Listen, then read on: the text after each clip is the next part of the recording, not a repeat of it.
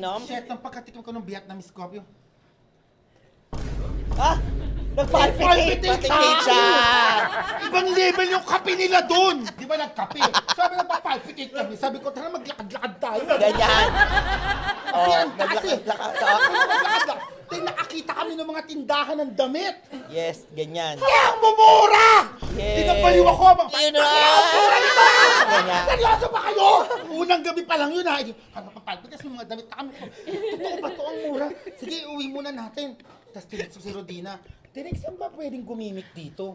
Sabi, pumunta kayo dito sa Chinchin. Eh, di nung binaba namin damit sa hotel, balik kami dun. Nakapalpitate pa din. Nagpapalpitate pa rin. Pero bumababa na siya sa parang, Ganyan, mababa na lang. Yan, kalma na lang.